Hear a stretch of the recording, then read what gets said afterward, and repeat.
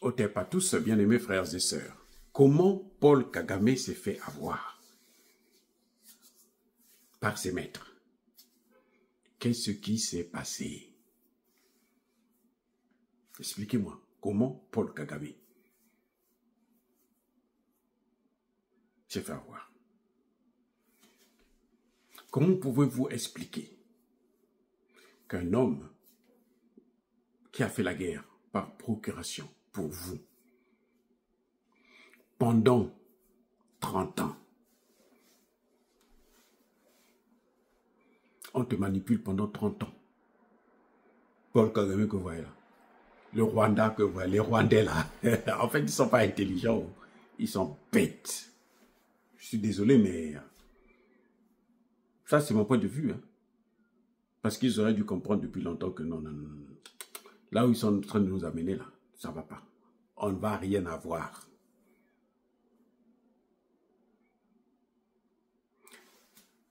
Mais attendez, Paul Kagame n'est pas allé à l'école ou quoi? Saddam Hussein, il a fait la guerre pour l'OTAN contre l'Iran pendant 8 ans. 8 années, hein, il a fait la guerre. Après ça, l'OTAN, les Américains l'ont piégé. Quand les Français vous disent, comment vous l'appelez, De Villepin, quand il dit non, on s'est opposé, non, ils ne se sont pas opposés. Ils avaient perdu leurs intérêts. C'est comme ça se passe actuellement en RDC.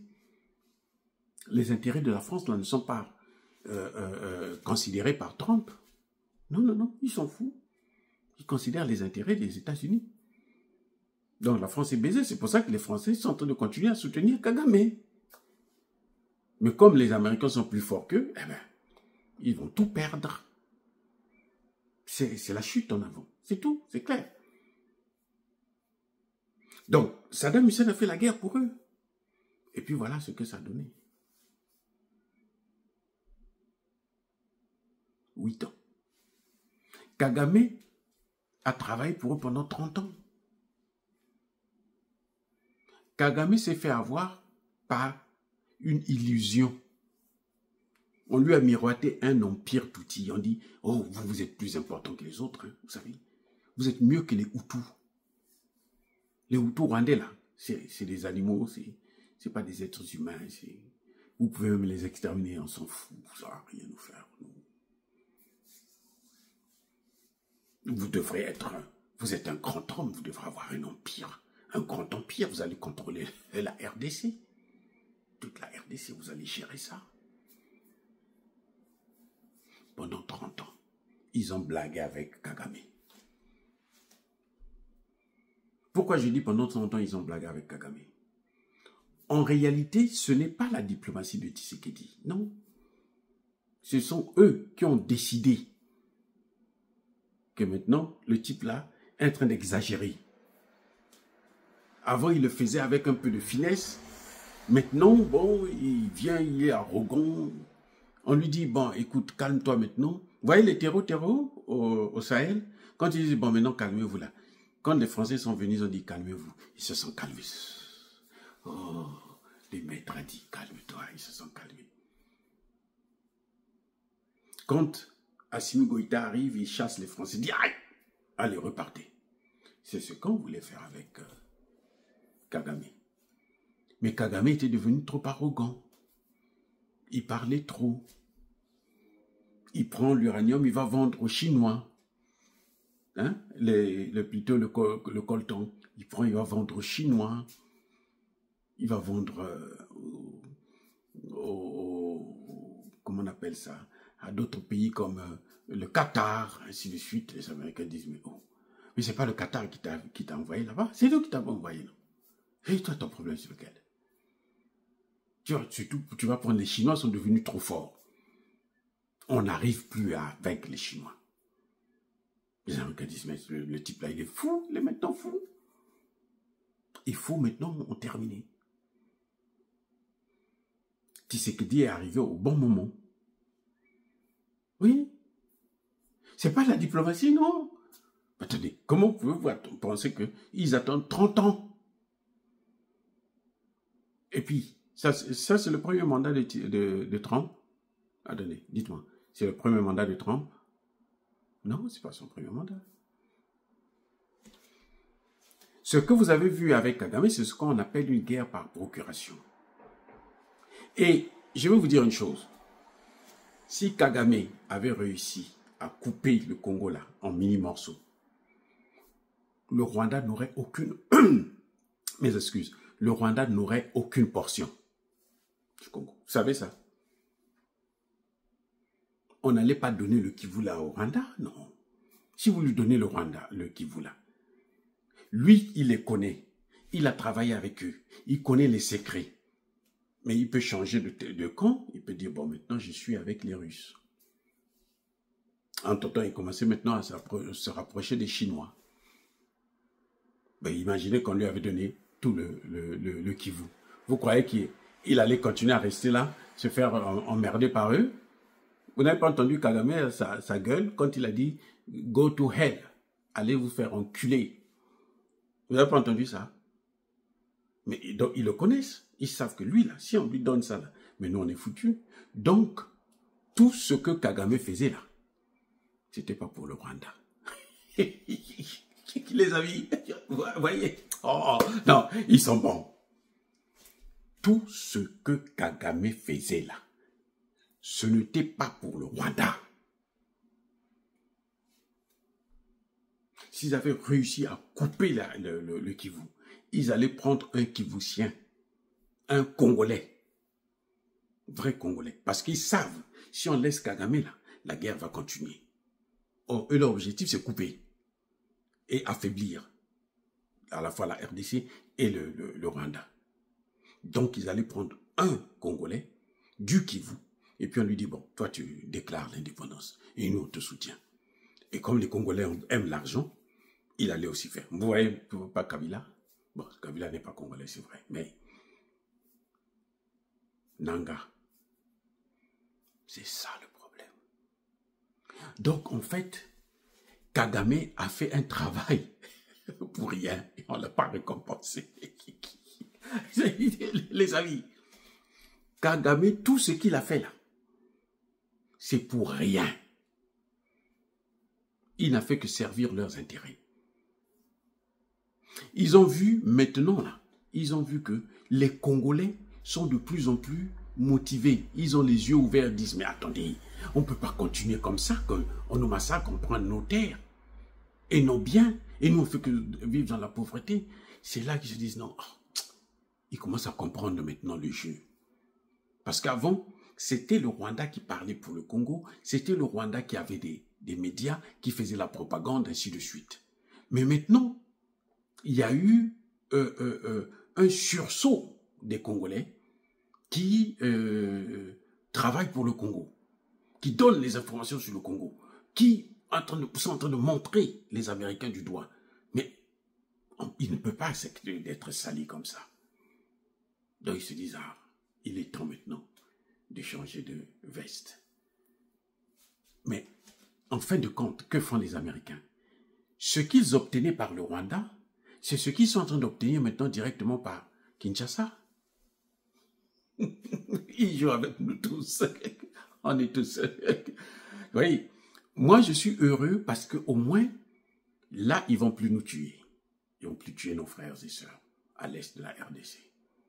Vous voyez, c'est ça qui me réjouit. La seule chose, en tout cas la seule chose pour laquelle je me dis, laissez les Américains prendre. C'est ça. C'est seulement qu'on arrête de nous massacrer. Sinon, les Américains là, ils s'en fichent éperdument de l'Afrique. Non, ils ne peuvent pas.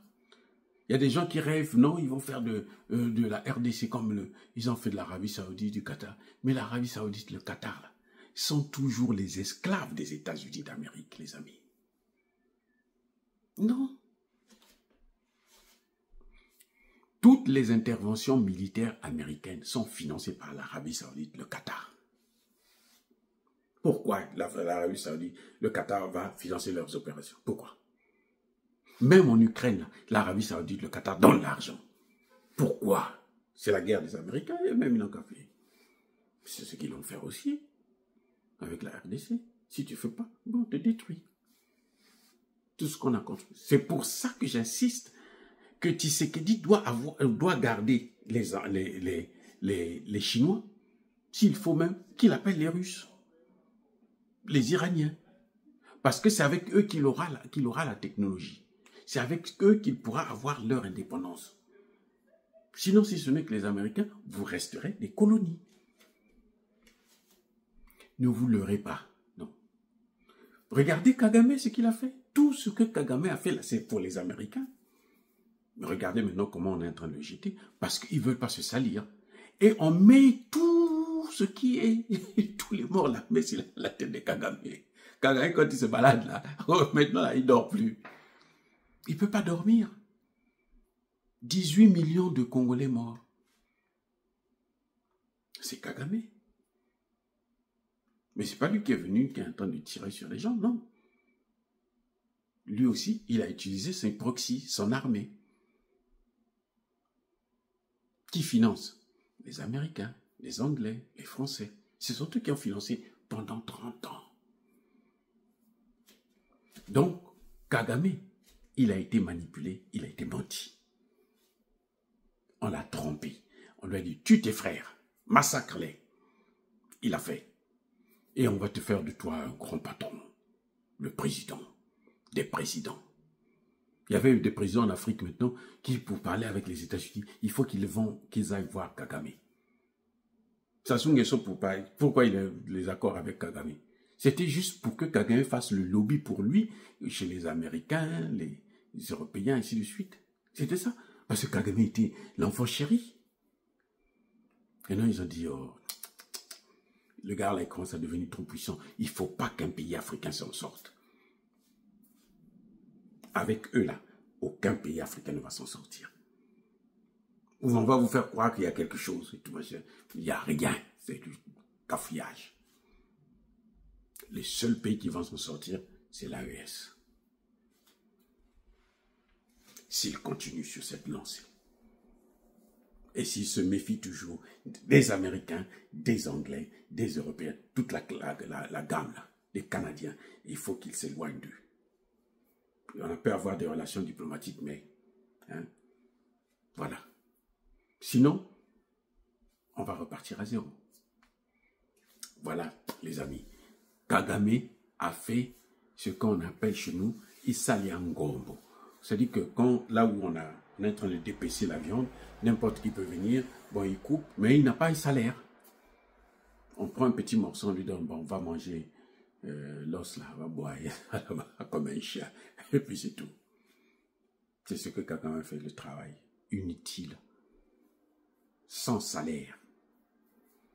Parce que le salaire, on lui avait fait croire, pour que le motiver, on lui dit, tu vas prendre le Kivu là, tout ça là, c'est pour toi. Donc, allez, Kagame, il prend sur tous les Rwandais là, il dit, allez, allez-y, allez-y. Comme ils sont bêtes aussi, ils vont là, on les massacre, ils continuent à aller. Ils sont à l'abattoir. Vous voyez, les Ukrainiens, ils désertent l'armée. Hein. Les Rwandais, non, non, non, on y va. Ils vont encore tête baissée, on les massacre. C'est vrai que, bon, l'armée congolaise est très infiltrée, corrompue, mais ils ont fait des massacres. C'est-à-dire qu'ils sont nombreux qui sont en train de tomber là-bas. Ils n'ont plus de cimetières pour les garder. Ils n'ont plus d'endroit pour les enterrer. On les met le temps dans les fosses communes. Puis, on creuse un trou et met tout, au moins 1000, 2000, allez, on jette, on ferme, et puis oubliez là. C'est ça le problème. On l'a fait miroiter. Hein? Le rêve d'un empire touti. C'est un rêve que les Américains ont fait miroiter. Comme les Africains aiment le pouvoir, on dit tu auras tout ce pouvoir-là. Tu vas commander l'Afrique. Et lui, il croyait qu'il va, on va lui donner tout un continent. Parce que les Africains sont bêtes. Qui va accepter ça? Ouais, il y a eu un Congolais, le premier Congolais qui est arrivé, après le Rwandais Kagame, il dit non, stop, les amis, soyez bénis.